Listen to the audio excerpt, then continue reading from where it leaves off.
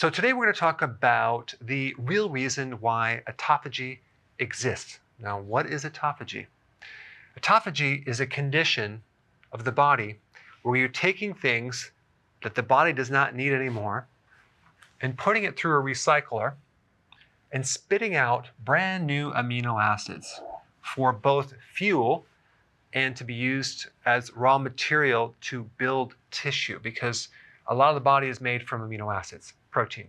Now, that's really in simple terms what it is. Now, why did we create this system? Well, we created it for one reason: to cope with starvation. There's something about starvation that is against our survival. Okay, we don't last long when we starve ourselves. But this system was created over eons, not just in our bodies, but other organisms as well, to cope with starvation or not eating. So during starvation, as a survival mechanism, our body will basically take these damaged proteins that we don't need anymore and just turn those into fuel and turn them into raw materials so we can not be deficient of certain building blocks. But the other really cool thing about this is that these damaged proteins are very toxic to our body, and it's behind diabetes type 2, Alzheimer's, Parkinson's. So it's very, very beneficial for your survival to get these out of the body. The other thing about autophagy is that it will eliminate microbes and viruses. Because here's the problem: you can't kill a virus, but this is one way of getting rid of some of these microbes out of the body. Now, what is a damaged protein? Okay, let's just take the misfolded protein first. To understand this, I just have to explain a little bit about DNA. DNA is basically the blueprints for making proteins, okay? So we have the DNA that is then copied to something called the RNA. So the RNA, which is a copy, travels out of the highly protected fortress, that's called a nucleus, into the space outside that, still within the cell, to a protein factory, okay? It's called the ribosome. So these blueprints now are given to this little factory to make proteins, and it spits out this chain of amino acids in a certain sequence, okay? Then that folds, okay? So it combines in a certain pattern. Looks kind of strange, but that's what proteins look like. And then it's activated. So a folded protein is a 3D activated protein.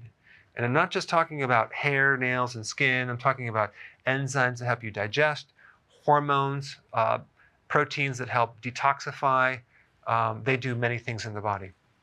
So when that protein misfolds, so it's folded in the wrong way, it doesn't work anymore, and it accumulates in the body. And it can turn into something called amyloid plaquing. And that's what's in the cells that make insulin in diabetes type 2.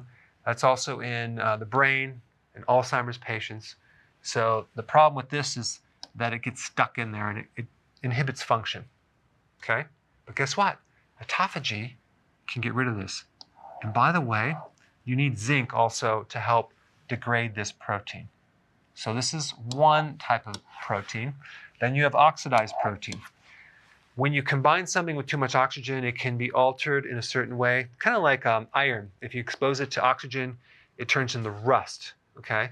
So if you just envision this as this oxygen can rust out your proteins and damage them, and then they don't work anymore. Well, guess what?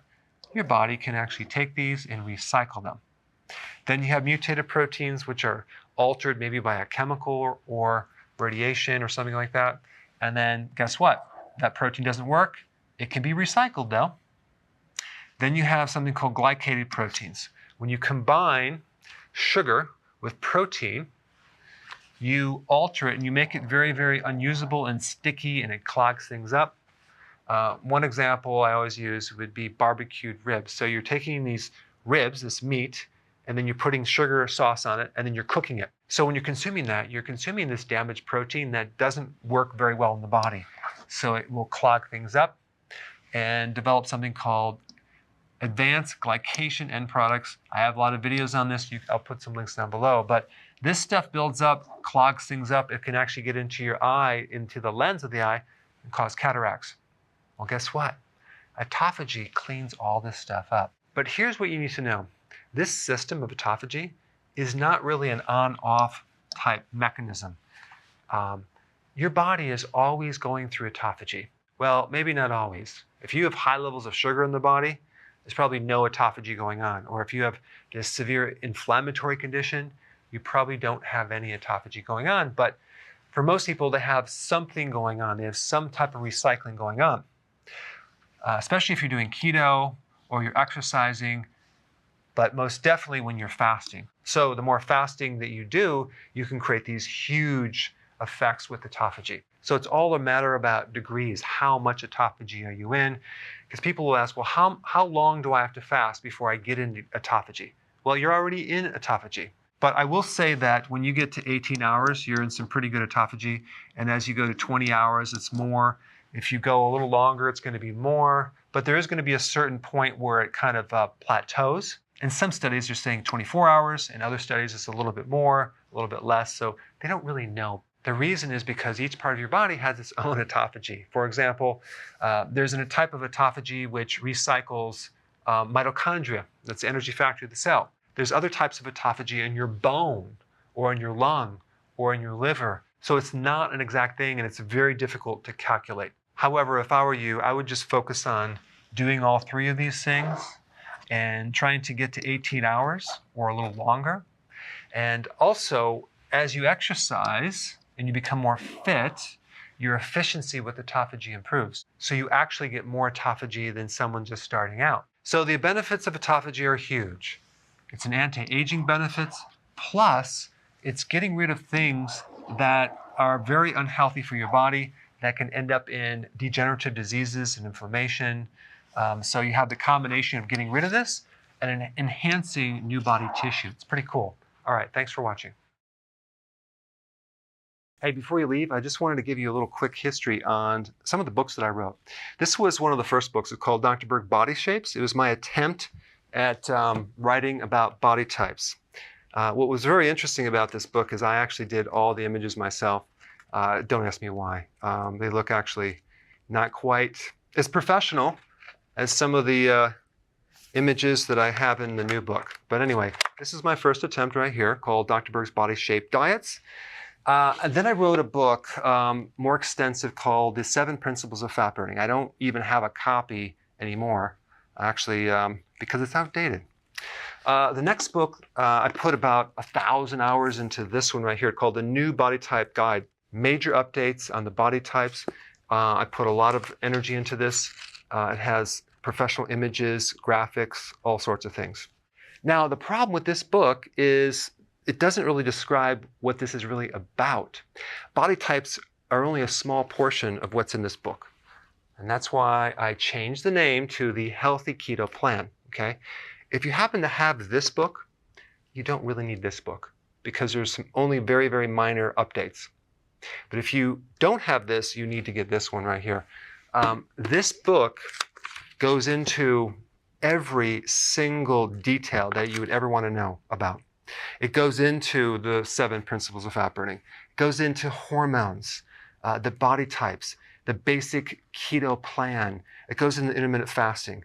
I talk about the 10 fat burning triggers and blockers and fat burning strategies with a lot of details in every single chapter.